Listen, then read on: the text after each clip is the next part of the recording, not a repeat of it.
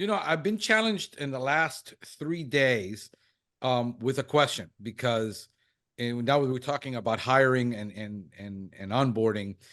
The challenge, and PCT magazine came out with an article about the issues that we're facing hiring Gen Zers now. I mean, it was a while back that we were going to hire millennials, but this industry depends, and it has depended on younger people to do a lot of the work. And we're finding the challenges with Gen Zers, the over expectations that they have about how much they're going to get paid, the ghosting issue where they're not even showing up for interviews, the attitudes of when they're interviewing. I mean, we expect certain people to come dressed a certain way to an interview. All of these challenges that we're now facing with Gen Zers that we didn't have to face really with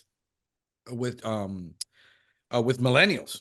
It's a whole different challenge, and the older generation, like me, you and I, Alan. I don't know how old the rest of you are. You look very young, but we struggle with the way and those attitudes, and the biggest challenge that people are having is post-COVID is getting any applicant to apply at all. Where pre-COVID, I would have put an ad out, I would get 1,000, and my biggest challenge was how I was going to manage 1,000 applicants. Now we're lucky to get 12, if we're lucky, and then 9 at 10 won't even show up. They don't even respond. They ghost you. I mean, it's just this overwhelming attitude. How are we going to deal with this, especially for people like me that maybe have 3 to 4 people, and it's a huge challenge to hire as it is in that environment. Anybody want to tackle that?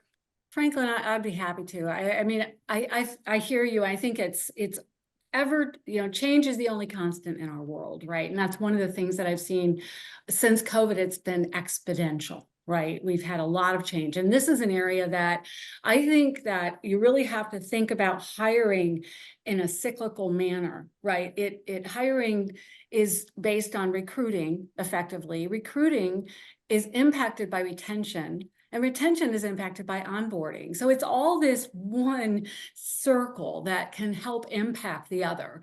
The Gen Z, I really enjoy the passion that they have. And I think that if we look at how can we build our culture and really think about our current employees, why do they love to work for us?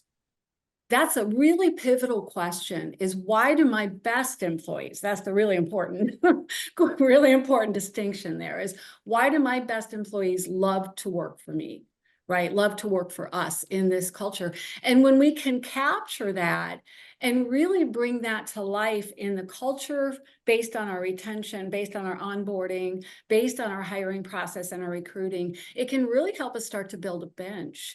And our best recruiters are our own internal employees. That's always been the case, and it will always be the case, right? So what can we do to really expedite that? And so those are some conversations that I look forward to having, and some ideas on building a really impactful bench. That's one of the things I look back in my career, my peers would say, how come your hiring process is so quick?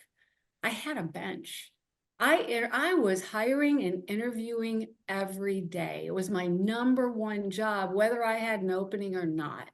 I made sure that people knew who I was, knew who the team was, valued what our culture was.